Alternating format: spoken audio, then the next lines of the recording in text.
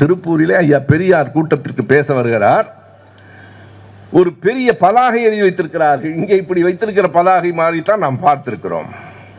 அந்த பதாகை வேறு. இன்று மாலை இந்த இடத்தில் ஈவே ராமசாமி கழுதை பேசுகிறது. பெரிய பேனர் பார்த்து விட்டு கோவப்பட்டு தொண்டர்கள் அதை கிழிக்கப் போகிற போது ஐயா சொல்கிறார், வேலையே இல்லாதவன் இதை எழுதி வைத்திருக்கிறான், நமக்கு வேலை இருக்கிறது, வைத்தவன் கிடிக்கட்டும் அல்லது இருந்து விட்டு போகட்டும், எனக்கு என்ன அதை பற்றி பிரச்சனை இல்லை. ஐயா உங்களை பற்றி தப்பாக எழுதியிருக்கான். ஈவே ராமசாமி கடவுள் என்று சொன்னாலும் நான் மகிழ்ச்சி அடைய போவதில்லை, கழுதை என்று சொன்னாலும் நான் வருத்தப்பட போவதில்லை. எப்போதாவது என்னை பாராட்டுகிற போது நான் மகிழ்ந்திருந்தால் தானே தாக்கும்போது வருத்தப்படுவேன். அன்றைக்கும் தாக்கினார்கள், இன்றைக்கும் தாக்குகிறார். பெரியார் அன்றைக்கும் வாழ்ந்தார், இன்றைக்கும் வாழ்கிறார், என்றைக்கும் வாழ்வார். திராவிட இயக்கம் இந்த மண்ணில் எந்நாளும் வாழும். இந்த அரசு 4 வருஷத்தில் என்ன பண்ணிடுச்சுன்னு கேட்கிறவனை எல்லாம் பொருட்படுத்தாதீங்க. ஏனென்றால் நாம் மனிதர்களோடு பேசுகிறவர்களுக்கு பதில் சொல்லலாம், மாடுகளோடு மரங்களோடு பேசுகிறவனுக்கெல்லாம் நாம் பதில் சொல்லிக் கொண்டிருக்கக்கூடாது. முற்றிவிட்டது என்று பொருள் வேற என்ன? மரங்களோடு பேசுகிறேன், நல்லது, பேசு, பிறகு மருத்துவமனையிலும் போய் பேசு, அதுதான் நல்லது. இன்றைக்கும் பலர் சொல்லுகிறார்கள், ராஜாஜி தயவால் திமுக வெற்றி பெற்றது என்று கூச்சமில்லாமல் சொல்லுகிறார்கள். நம்மால் ராஜாஜி தப்பி படைத்தார் என்பது வரலாறு. 71 ராஜாஜியும் காமராஜரும் எதிர் திசையிலே நின்று நம்மை கடுமையாக எதிர்த்தார்கள். ஊருக்கு ஊர் ஜெயகாந்தன், கண்ணதாசன், சோ 3 பேரும் பேசிய கூட்டத்திற்கு பெரும் திரளாக கூட்டம் வந்தது. இளைஞர்கள் கூடினார்கள். கூட்டம் கேட்கிறவர்கள் எல்லாம் பார்த்து எப்போதும் அச்சப்படாதீர்கள். கூட்டமெல்லாம் கேட்டார்கள், ஓட்டு நமக்குத்தான். இப்போதும் திருப்பரங்குன்றத்தில் குமரன் மாநாடு நடத்திவிட்டால் வெற்றி பெற்று விடுவீர்களா? குமரன் மாநாட்டுக்கு வந்திருக்கிறவனும் எங்க ஆளு தான். என்ன செய்வது? எல்லோரும் எங்களை போல கருப்பு சட்டை இல்லை, கொஞ்சம் பக்தி இருக்கிறது. திருச்செந்தூருக்கு வருவார்கள், திரும்ப வந்து திமுகவுக்கு தான் வாக்களிப்பார்கள் என்பது அவர்களுக்கு புரிய வேண்டும். கண்ணதாசன், ஜெயகாந்தன், சோ மிக கடுமையாக பேசுவார்கள். அந்த 71 நாம் பெற்ற வெற்றி. அப்போதுதான் சேலத்தில் ராமர் படத்தை பெரியார் செருப்பால் அடித்து விட்டார் என்று அதை எதையாவது இந்த தேர்தல் வந்தால் எதையாவது பற்றி கொள்ள வேண்டும். திடீரென்று திருச்சி வேலுச்சாமிக்கு காமராஜர் நினைவு வருவது போல. காங்கிரஸ்காரர்களுக்கு திருச்சி வேலுச்சாமிக்கு தெரியாது, ஆனால் இவர்களை எல்லாம் பார்த்து திமுக பயப்படாது. திடீரென்று இப்போது சிவாவை பிடித்துக் கொண்டு, போன தேர்தலில் ராசா எடப்பாடியின் அம்மாவை தவறாக பேசிவிட்டார். என்னடா பேசினார்? தேர்தல் நேரத்தில் அப்போது 71 மிக பெரிதாக கை கொடுத்தது சேலம் நிகழ்ச்சி. உண்மையாக நடந்தது நமக்கு தெரியும். ஐயா அடிக்கவெல்லாம் இல்லை. அப்போது இன்றைக்கும் இருக்கிறார் திருச்சி செல்வேந்திரன் எல்லாம். ராமர் படங்களை எல்லாம் வைத்துக்கொண்டு இப்படியெல்லாம் புராண கதைகளை நம்பலாமா என்று ஒரு ஊர்தியில் இருந்தது. முதல் ஊர்தியில் பெரியார் போய்விட்டார். அன்றைக்கு ஜனசங்கம் பெரியார் ஊர்வலத்துக்கு கருப்பு கொடி காட்ட அனுமதி கேட்டது. கலைஞர் ஆட்சியில் கொடுக்கப்பட்டது. நீ கருப்பு கொடி தானே காட்டணும். அங்கிருந்து செருப்பு எடுத்து வீசினான். அந்த செருப்பு பின்னால் வந்த ஊர்தியில் விழுந்துச்சு. திருச்சி செல்வேந்திரன் பல கூட்டங்களில் சொல்லியிருக்கிறார், நாங்களா அடிக்கலைங்க, தானா வந்தது, வீணா போக வேண்டாம்னு. இது அவர் சொல்லுவது கூட்டங்களிலேயே சொல்லியிருக்காரு. இதை பெரிதுபடுத்தினார்கள். துக்ளக் எப்படி அட்டைப்படம் போட்டது? பெரியார் ஒரு கடவுள் படத்தை செருப்பால் அடிப்பது போலவும் கலைஞர் பின்னால் நின்று கைதட்டுவது போலவும் படம். துக்ளக்கினுடைய அட்டை படம் எல்லாம். எங்களுக்கு அப்போது 20 வயது, எனக்கு எல்லாம் நினைவு இருக்கிறது. என்ன நடந்தது? இதை இந்திரா காந்தி இடத்துல போய் கேட்டார்கள். கவுஹாத்தியிலே ஒரு கூட்டத்தில் பேசிவிட்டு இந்திரா காந்தி அவர்கள் இறங்கும் போது, தமிழ்நாட்டில் உங்கள் கூட்டணி கட்சி சார்ந்தவர்கள் கடவுள் படத்தை அவமதித்திருக்கிறார்களே என்று கேட்டார்கள். இந்திரா காந்தி பொறுமையாக கேட்டார், யார் அப்படி செய்தது என்று கேட்டார். It is EV Ramasamy, Periyar என்று சொல்லுவார்கள். அதற்கு இந்திரா காந்தி அம்மையார் சொன்ன பதில் என்ன தெரியுமா? he has been doing it for a long time என்றார். அவர் ரொம்ப நாளாக அடிச்சுட்டு இருக்காரு, இப்போடா புதுசுன்னு. அந்த அம்மா கேட்ட கேள்வி அதுதான். அவர் இந்த மாதிரி அவர் ரொம்ப நாளாக பண்ணுறாரு, உனக்கு இப்போ தான் தெரியுமான்னு கேட்டு, he has been doing it for the long time என்று அவர் சொன்னார். அந்த தேர்தலில் தான் தோழர்களே 184 இடங்களில் நாம் வெற்றி பெற்றோம். குறித்துக் கொள்ளுங்கள், கொஞ்சம் கூப்பிட்டும் சொல்லுங்கள். இவர்கள் பேச பேச வரும் தேர்தலில் 200 இடத்தில் வெல்வோம். இன்னும் பேசு, இன்னும் பேசு, மரியாதை இல்லாமல் பேசு. பிறகு துக்கம் விசாரிப்பதாக போய் நில், எங்களுக்கு கவலை இல்லை. நீதான் வருவாய், நாங்கள் வரமாட்டோம். மனித மாண்பெல்லாம் எங்களுக்கு தெரியும், யார் மனிதர்கள் என்றும் எங்களுக்கு தெரியும். எனவே பேச பேச வளர்ந்தது தான், அடிக்க அடிக்க உயர்ந்தது தான் இந்த பந்து. குறித்து கொள்ளுங்கள், வரலாற்றில் அடிக்க அடிக்க உயரும். அதுதான் திராவிட இயக்கத்தின் பண்பு. எதற்காக என்றால் உரிமைக்காக. உரிமைகளை ஒரு நாளும் நாங்கள் விட்டுக் கொடுக்க மாட்டோம். அண்ணாவின் கடைசி உயில் மாநில சுயாட்சி தான். அதைத்தான் அண்ணாவின் உயில் என்று இன்றைக்கும் நாம் சொல்லுகிறோம். எப்போது எழுதினார்? ஏன் உயில் என்று சொல்லுகிறோம்? உயில் என்பது கடைசியாக எழுதுவது. 69 ஜனவரி 14 எத்தனை வேலைகள் இருந்தாலும் பொங்கலுக்கு காஞ்சிபுரத்துக்கு அண்ணா போய்விடுவார். அந்த இறுதி ஆண்டில் 69 ஜனவரி அவரால் காலையில் போக முடியவில்லை, மாலைதான் போகிறார். அந்த கடிதம் படித்தால் இப்போதும் நமக்கு கண்ணீர் வரும். நான் முதலமைச்சராக இல்லை, சூழ்நிலையின் கைதியாக இருக்கிறேன் தம்பி. பொங்கலுக்கு கூட என்னால் நம்ம வீட்டுக்கு போக முடியவில்லை. அங்கே அந்த பேரப்பிள்ளைகள் எல்லாம் காத்திருக்கிறார்கள். இருந்தாலும் இந்த கோப்புகளில் கையொப்பமிட்டு விட்டுத்தான் நான் புறப்பட வேண்டி இருக்கிறது. அண்ணா அன்றைக்கு மாலை தான் பொங்கல் அன்று காஞ்சிபுரத்துக்கு போனார். அடுத்த நாள் இருந்தார். அதற்கு அடுத்த நாள் காஞ்சிபுரத்தை விட்டு புறப்பட்டார். என்ன நினைத்தாரோ தெரியாது, தன்னுடைய ஓட்டுநரிடம் சொன்னார், அந்த பச்சையப்பன் பள்ளியில் கொஞ்ச நேரம் கொண்டு போய் காரை நிறுத்துங்கள். அவர் படித்த பள்ளி. இறங்கி அந்த பள்ளிக்கூடத்தை பார்த்தார். நாம் அரசு ஊழியர்களுக்கு கட்டி கொடுத்த அந்த கட்டிடங்கள் இருக்கிற அந்த குடியிருப்புக்கு செல்லுங்கள். அங்கே இறங்கி காரை விட்டு அந்த ஓட்டுநர் சொல்லுகிறார், புரியவில்லை. ஏன், எதற்காக என்று புரியவில்லை. அந்த அரசு கட்டி கொடுத்த அரசு ஊழியர்களுக்கான குடியிருப்புகளை அண்ணா பார்வையிட்டார். அவருக்கு தெரிந்ததோ என்னவோ, மறுபடியும் காஞ்சிபுரத்துக்கு வரமாட்டேன் என்று உணர்ந்தாரோ என்னவோ. நான் தொலைக்காட்சியில் பேசுகிற போது சொன்னேன், அந்த 2 கட்டிடங்களையும் பார்த்துவிட்டு அண்ணா புறப்பட்டார். அண்ணா புறப்பட்டார், காஞ்சிபுரத்தை விட்டு கடைசியாக புறப்பட்டார். 1000 முறை காஞ்சியை விட்டு அவர் வெளியிலே வந்திருக்கிறார். காஞ்சியை விட்டு அவர் வெளியிலே வந்ததுனாலே தான் இந்தியாவிலேயே சமத்துவம் உள்ளே வந்தது. கடைசியாக காஞ்சிபுரத்தை விட்டு அண்ணா வெளியிலே புறப்பட்டார். அப்போது அவர் எழுதிய காஞ்சி என்கிற மடலில் அவர் எழுதிய அந்த கடைசி அறிக்கை தான் இந்தியாவுக்கு மாநில சுயாட்சி வேண்டும். தனித்தமிழ்நாடு திராவிட நாட்டை திமுக கழகம் கைவிட்டு விட்டது என்று சொல்லுகிறவர்கள் அன்பு கூர்ந்து நேரம் இருந்தால் எண்ணி துணிக கருமம் என்னும் அண்ணாவினுடைய நூலை படிக்க சொல்லுங்கள். நீங்கள் படித்திருப்பீர்கள், இல்லையானால் படித்தாக வேண்டும். அறிஞர் அண்ணா அவர்கள் கைப்பட எழுதிய அந்த ஒவ்வொரு புத்தகமும் ஒரு வெறும் புத்தகம் அல்ல, வரலாறு. 1963 திமுகவின் பொதுக்குழுவில் அண்ணா பேசிய அல்ல, கவனியுங்கள், அண்ணா படித்த அறிக்கை. எப்போதும் அண்ணா எழுதி படித்ததில்லை. அண்ணாவிடமிருந்து தான் நாம் கற்றுக்கொள்ளுகிறோம். எப்படி குறிப்பில்லாமல் பேசுகிறீர்கள்? எங்கள் அண்ணாவை விடவா நாங்கள் கூடுதலாக பேசிவிடப் போகிறோம்? நம் கலைஞரை விடவா பேசிவிடப் போகிறோம்? எந்த குறிப்பையும் எப்போதும் கையில் வைத்துக்கொண்டு பேசியவரில்லை அறிஞர் அண்ணா அவர்கள். 63 நடைபெற்ற அந்த திமுகவின் பொதுக்குழுவில் கைகளால் எழுதி கொண்டு வந்த அறிக்கையை அண்ணா படிக்கிறார். அதுதான் புத்தகமாக வந்திருக்கிறது. எப்படி தெரியுமா? அதற்கு என்ன வரலாறு தெரியுமா? அறிஞர் அண்ணா அவர்கள் அதை எழுதியது 1963. என்ன நினைத்து கொடுத்தாரோ தெரியாது, அருகில் இருந்த கலைஞரிடம் கொடுத்து அந்த அறிக்கையை வைத்துக் கொள்ள சொன்னார். அறிக்கையை கலைஞர் கவனமாக எத்தனை ஆண்டுகள் வைத்திருந்தார் தெரியுமா? 40 ஆண்டுகள் வைத்திருந்தார்.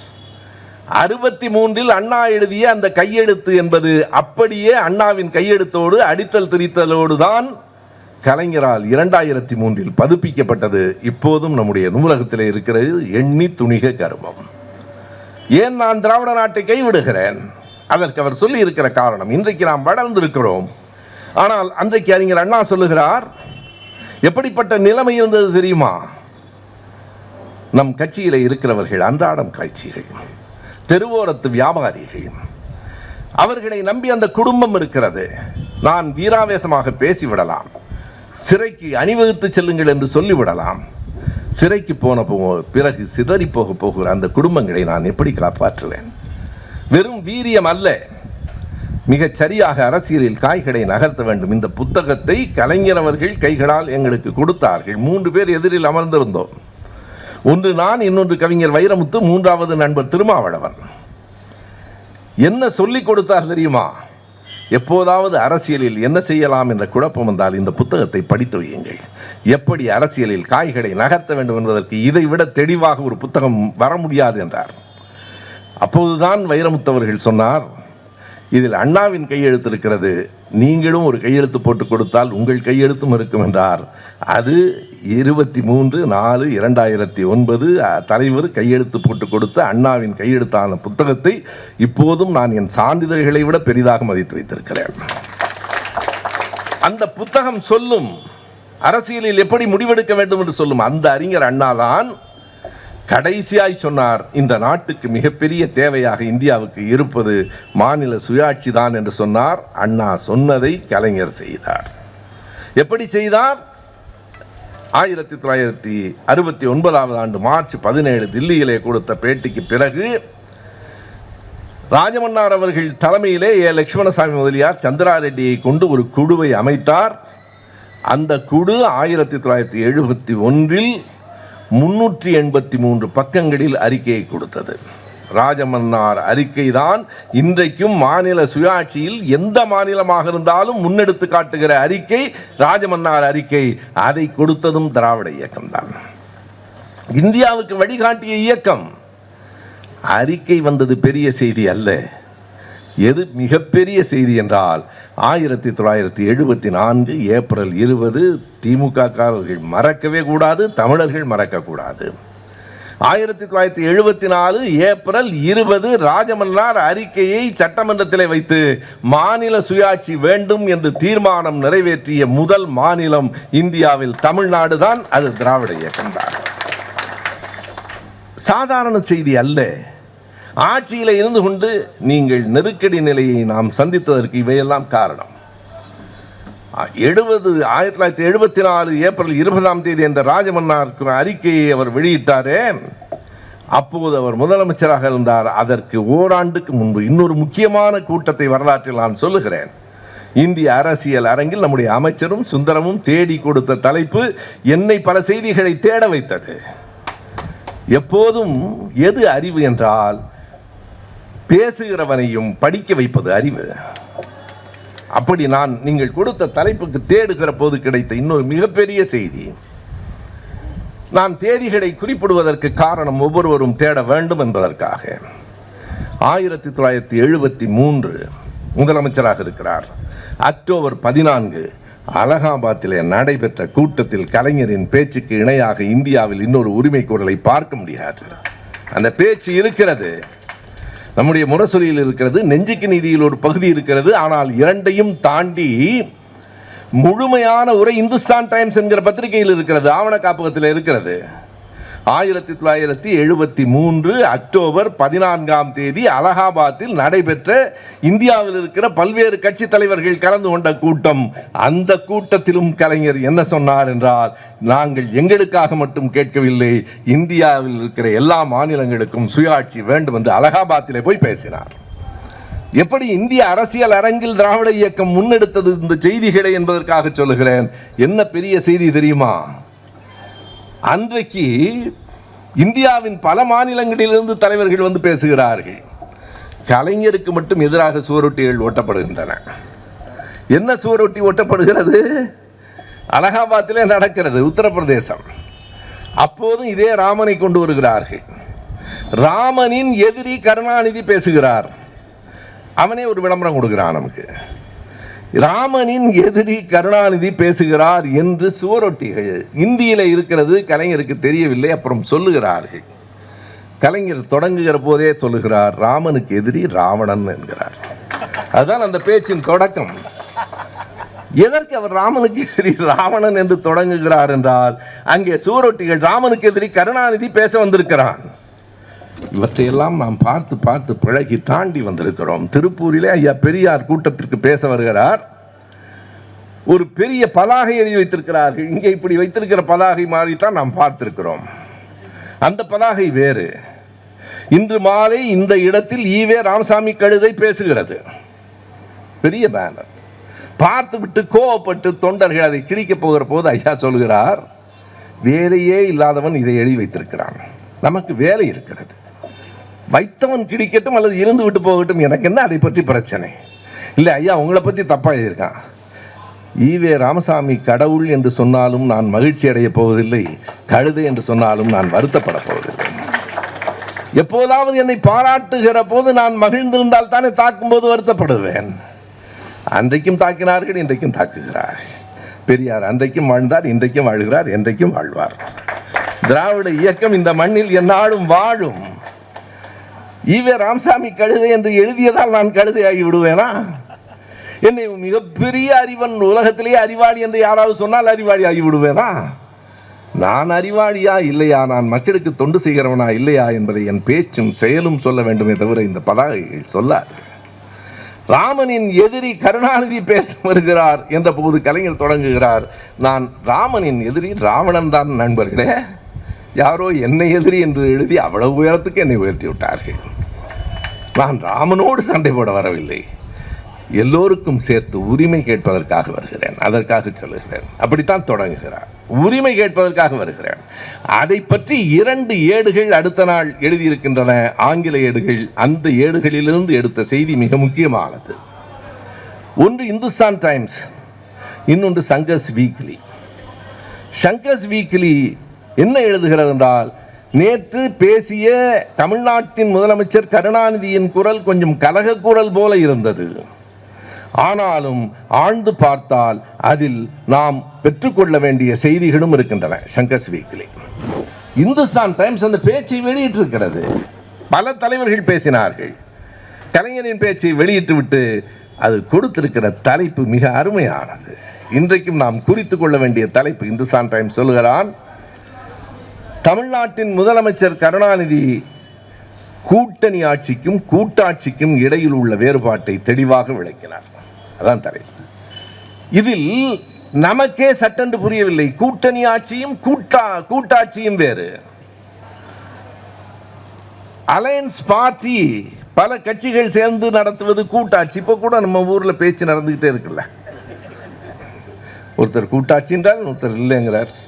இதை முடிவு பண்ணுறதுக்குள்ள தேர்தல் முடிஞ்சிடும். இல்லை என்று சொல்லுவதற்கு இவருக்கு அவ்வளவு தைரியம் இல்லை. அப்படி இல்லைங்க நினைக்கிறேங்கிறார். கலைஞர் சொன்னார், கூட்டாட்சி என்பது வேறு, கூட்டணி ஆட்சி என்பது வேறு. இதை இந்துஸ்தான் டைம்ஸ் விளக்கி எழுதுகிறான். ஃபெடரல் கவர்மெண்ட் என்பது முற்றிலுமாக வேறு. அதற்கு கலைஞர் எந்த எடுத்துக்காட்டை சொல்லி இருக்கிறார் தெரியுமா? எனக்கு வியப்பாக இருக்கிறது. எவ்வளவு தூரம் முதலமைச்சராக இருந்து கொண்டு இத்தனை செய்திகளை அவர் நுட்பமாக சொல்லுகிறார். சோவியத்தில் லெனின் சொன்னதை மேற்கோளாக காட்டுகிறார். சோவியத்தினுடைய அமைப்பு எப்படி, அப்படி இங்கே மாற்ற வேண்டும் என்றால் அது மிகப்பெரிய செய்தி. என்ன என்றால், மக்களவை மாநிலங்களவை 2 இருக்கிறது இல்லையா? ராஜ்யசபா என்று வழக்கில் சொல்லுகிறோம். லோக்சபா, ராஜ்யசபா என்பது அவர்கள் பெயர். மக்களவை, மாநிலங்களவை. இன்றைக்கு மாநிலங்களவையில் நம்முடைய உறுப்பினர்கள் 4 பேர் பொறுப்பேற்றிருக்கிறார்கள். மாநிலங்களவை எப்படி இருக்க வேண்டும் என்று சோவியத்தில் இருந்ததை அறிஞர் அண்ணா எடுத்து காட்டுகிறார். அதுதான் ஃபெடரல் கவர்மெண்ட், கூட்டாட்சி. மிக நுட்பமாக அதை அறிந்தவர் சொல்லுகிறார். மக்களவையை போலவே மாநிலங்களவையும் வைத்திருக்கிறோம். நீங்கள் எண்ணி பாருங்கள், மக்களவை எந்த அடிப்படையில் தேர்ந்தெடுக்கப்படுகிறது? இந்த மாநிலத்தில் எவ்வளவு மக்கள் இருக்கிறார்கள் என்பது பொறுத்து அவர்களுக்கான சார்பாளர்கள். ஆனால் மாநிலங்களவையிலும் அதே தான் இருக்கிறது. உத்தரப்பிரதேசத்துக்கு கூடுதல் எண்ணிக்கையில் மாநிலங்களவை உறுப்பினர்கள், திரிபுராவுக்கு மிக குறைவு. சோவியத்தில் அப்படி இல்லை. மக்களவைக்கு மட்டும்தான் மக்களால் தேர்ந்தெடுக்கப்படுகிறவர்கள் என்பதால் அது மக்களின் தொகையை பொறுத்ததாக இருக்கும். மாநிலங்களவை என்பது ஒவ்வொரு தேசிய இனத்துக்குமான பிரதிநிதித்துவமே தவிர மக்கள் எண்ணிக்கையில் அல்ல. ஒவ்வொரு தேசிய இனம் என்றால் எப்படி? நேஷனல் ரேஸ் என்ற கலைஞர் அதை பயன்படுத்துகிறார். தேசிய இனம் என்றால் உத்தரப்பிரதேசத்தில் மக்கள் தொகை கூடுதல், பீகாரில் கூடுதல், தமிழ்நாட்டில் அதை விட குறைவு, கேரளாவில் இன்னும் குறைவு, வடகிழக்கு மாநிலங்களில் மிக மிக குறைவு. அதை வைத்துக்கொண்டு கொடுக்காதே. உத்தரப்பிரதேசத்திற்கு 7 உறுப்பினர்கள் என்றால் மணிப்பூருக்கும் 7 கொடு, அதுதான் ஜனநாயகம் என்று பேசியவர் நம்முடைய தலைவர் கலைஞர். சோவியத்திலிருந்து அதை எடுக்கிறார். அதுதான் ஃபெடரல் கவர்மெண்ட். இதை இந்துஸ்தான் டைம்ஸ் எழுதுகிறான். கூட்டணி ஆட்சி வேறு, கூட்டாட்சி வேறு என்பதை நேற்று பேசிய தமிழ்நாட்டின் முதலமைச்சர் விளக்கினார். இதுதான் இந்திய அரங்கில் நாம் கொண்டு போன உரிமை குரல். தமிழ்நாட்டில் 1000 குரல்களை கொடுத்திருக்கிறோம். இந்திய அரங்கில் எப்படி திராவிட இயக்கத்தின் குரல் ஒலித்தது என்பதற்காக நான் இவைகளை தேடி சொல்லுகிறேன். அப்படித்தான் அது வளர்ந்தது. நம்முடைய மாநில சுயாட்சி கோரிக்கை என்பது இந்தியாவிற்கு பல இடங்களில் இருந்திருக்கலாம், எழுந்தது நம்மிடமிருந்து. அதனால் தான் நெருக்கடி நிலையில் தமிழ்நாடு பாதிப்புக்கும் உள்ளாயிற்று, இந்தியா முழுவதும் உள்ளாயிற்று. தமிழ்நாடு அப்போது தனி தீவாக இருந்தது. யார் எதிர்த்தார்கள்? எதிர்ப்பதற்கு எவ்வளவு துணிவு வேண்டும்? இங்கே இருக்கிறவர்கள் நீங்கள் பலரும் பாதிக்கப்பட்டிருக்கலாம். நமக்கு பெயருக்கு பின்னால் வருகிற BA, MA, BSc, MSc என்பது எப்படி பட்டமோ அதுபோல பெயருக்கு முன்னால் வருகிற மிசா, தடா, பொடா என்பதும் நமக்கான பட்டம். இன்னும் சொன்னால் பெருமைக்குரிய பட்டம். மிசா என்பதை நீ கடுமையானது என்று கருதினாய், நாங்கள் மிசா கணேசன் என்று போட்டுக்கொண்டோம். போடா. திமுக அதற்கெல்லாம் பயப்படாது. அது மிசா, பிறகு தடா, அப்புறம் பொடா. இந்த சட்டங்கள் எல்லாம் ஒடுக்குமுறை சட்டங்கள். எல்லாவற்றையும் தாண்டித்தான் வந்திருக்கிறோம். என்ன ஆயிற்று என்றால், நாம் ஆட்சியில் இருக்கிற போதே 75 ஜூன் 25, 26, 25ஆம் தேதி நெருக்கடி நிலை அறிவிக்கப்பட்டது. அதற்கான பின்புலங்களை எல்லாம் நாம் அறிவோம். ராஜநாராயணன் தொடுத்த வழக்கு, அது இந்திரா காந்தியின் தேர்தல் வெற்றி செல்லாது என்று அறிவித்து அதை எதிர்த்து உச்சநீதிமன்றத்திற்கு போய் உச்சநீதிமன்றம் அந்த தடையை நிறுத்தி வைத்து விட்டது. அலகாபாத் நீதிமன்றம் கொடுத்த தடையை நிறுத்தி வைத்து விட்டது. ஆனால் ஒரு நிபந்தனையை கொடுத்தது. இந்திரா காந்தி அவர்கள் பிரதமராக தொடரலாம், அந்த தேர்தல் முடிவுகளை மறுபடியும் ஆய்வு செய்யலாம். ஆனால் நாடாளுமன்றத்தில் எந்த வாக்கெடுப்பு நடைபெற்றாலும் இந்திரா காந்தி அவர்கள் வாக்களிக்க முடியாது. அந்த தீர்ப்பில் மிக முக்கியமான செய்தி அது. எனவே ராஜநாராயணன் என்ன சொன்னார்? வாக்களிக்க முடியாத ஒரு பிரதமராக இருக்கக்கூடாது, ஆட்சியை கலைக்க வேண்டும் என்றார். அப்போது நெருக்கடி நிலை அறிவிக்கப்பட்டது. நெருக்கடி நிலையை எதிர்த்து இந்தியாவிலேயே 24 மணி நேரத்திற்குள் எதிர்ப்பு தெரிவித்த முதல் அரசு நம்முடைய அரசு. அதில் எவ்வளவு ஆபத்து இருக்கிறது என்று கலைஞருக்கு தெரியாதா? ஆபத்துகளை எதிர்கொண்டே தான் வளர்ந்திருக்கிறோம். உரிமைக்கு குரல் கொடுக்கிற போது இப்படிப்பட்ட பாதிப்புகள் வரத்தான் செய்யும். 2 அரசுகள் எதிர்த்தன. நான் குறிப்பிடுவது தமிழ்நாடு மட்டும் என்று சொல்லவில்லை. 24 மணி நேரத்திற்குள் முதலில் எதிர்த்தது நாம் தான். எப்போதும் வரலாற்றில் நம்மை உயர்த்தி கொள்ள வேண்டும் என்பதற்காக எந்த பொய்யையும் சொல்லக்கூடாது. பாபுதாஸ் பட்டேல் தலைமையில் இருந்த குஜராத் அரசும் எதிர்த்தது. 2 அரசுகள் தான் எதிர்த்தன. தனிப்பட்ட முறையில் கட்சிகள் எதிர்த்தன. ஆனால் அரசுகள் தமிழ்நாடு, குஜராத், அன்றைக்கு குஜராத் நல்ல அரசாக இருந்தது. 2 அரசுகள் தான் எதிர்த்தன. அதற்கு பிறகு மிகப்பெரிய மாநாடு, எதிர்க்கட்சி இந்த எமர்ஜென்சி நெருக்கடி எதிர்த்து. எனவே ஏறத்தாழ ஒரு முடிவு வந்துவிட்டது. கலைஞருக்கு தெரியும். கலைஞருக்கு தெரியும் என்பது உனக்கு எப்படி தெரியும்? அவர் எழுத்துக்களை படித்தால் நமக்கு புரியும். 76 ஜனவரி 31 ஆட்சி கலைக்கப்பட்டது. ஆனால் அறிவிப்புகள் முன்பே வரத் தொடங்கிவிட்டன. 1976 ஜனவரி 9ஆம் தேதி நாடாளுமன்றத்தில் இந்திரா காந்தி பேசிவிட்டார். ஜனவரி 9 ஏட்டை எடுத்து பாருங்கள். மறைமுகமாக சொல்லுகிறார், தமிழ்நாடு கொஞ்சம் சரிவாக இருக்கிறது என்று தோன்றுகிறது. தமிழ்நாட்டு அரசில் சட்டம் ஒழுங்கு கெட்டுக்கொண்டிருப்பதாக செய்தி வருகிறது. ஜனவரி 9. கலைஞருக்கு தெரியாதா? ஜனவரி 31 ஆட்சி கலைக்கப்பட்ட நாளில் கடைசியாக கலைஞர் பேசியது எழும்பூரில் இருக்கிற டான் பாஸ்கோ பள்ளிக்கூடத்தில். அந்த பேச்சை எடுத்து பாருங்கள். அவர் தொடக்கத்தில் இப்படி சொல்லுகிறார். சொல்லுவதற்கு எவ்வளவு பெரிய துணிச்சல் இருக்க வேண்டும். நான் தமிழ்நாட்டின் முதலமைச்சராக நின்று பேசுகிற கடைசி கூட்டம் இதுவாக இருக்கலாம் என்று கருதுகிறேன். டான் பாஸ்கோ பேச்சு இருக்கு, முரசொலி இருக்கு, பாருங்க. அப்போ சொல்லிட்டாரு. ஏனென்றால் நம்முடைய அன்பிற்குரிய கவிஞர் கண்ணதாசன் காலையிலேயே எழுதிட்டார், நாளைய பொழுது நன்றாய் விடியும். கலைக்க போறாங்கன்னு அவருக்கு தெரியுது. நாளைய பொழுது நன்றாய் விடியும். அதை பற்றியெல்லாம் கவலைப்படவில்லை. இதுதான் நான் தமிழ்நாட்டின் முதலமைச்சராய் நின்று பேசுகிற கடைசி கூட்டமாக இருக்கக்கூடும். சொல்லிவிட்டு வீட்டுக்கு வருகிற போதே மாறனவர்களும் ஆற்காடவர்களும் சொல்கிறார்கள், அண்ணன் நம்ம ஆட்சியை கலைச்சிட்டாங்க. அப்பாடா, எதிர்பார்த்தேன், நடந்துருச்சா? எப்போதுமே ஒன்று, ஒரு ஆபத்து வருமோ என்று பயந்து கொண்டிருப்பதை விட வந்துவிட்டால் நல்லது. அதை சந்தித்து விடலாம். கார் சாவியை கொடுத்து விட்டு முதலமைச்சரை விட்டு ஓய்வாக உட்கார்ந்த பிறகு எதை கவனத்தில் கொள்ள வேண்டும் என்றால் கலங்கவே இல்லை. அடுத்த நாள் நம்முடைய தளபதியை அவர் எப்படி அனுப்பி வைத்தார் என்பதையெல்லாம் நாம் படித்திருக்கிறோம், பல கூட்டங்களில் பேசியிருக்கிறோம். மிகுதியும் பேசப்படாத செய்திகளை மட்டும் நான் இந்த இடத்தில் குறிப்பிடுகிறேன். 75 ஜூன் முதல் 76 ஜனவரி வரைக்கும் இந்தியாவிலேயே ஒரு பாலைவனமாக தமிழ்நாடு இருந்தது என்றார்கள். இல்லை, சோலைவனமாக தமிழ்நாடு இருந்தது. எல்லோருக்கும் அடைக்கலம் கொடுத்த மண் இதுதான். கம்யூனிஸ்ட் தோழர்கள் உட்பட. இன்னொரு செய்தி சொல்லட்டுமா? பொது உடைமை கட்சியினுடைய தோழர் AK கோபாலன் நாடாளுமன்றத்திலேயே நெருக்கடி நிலையை எதிர்த்து பேசுகிறார். எந்த பத்திரிகையும் வெளியிடக்கூடாது என்று தடை.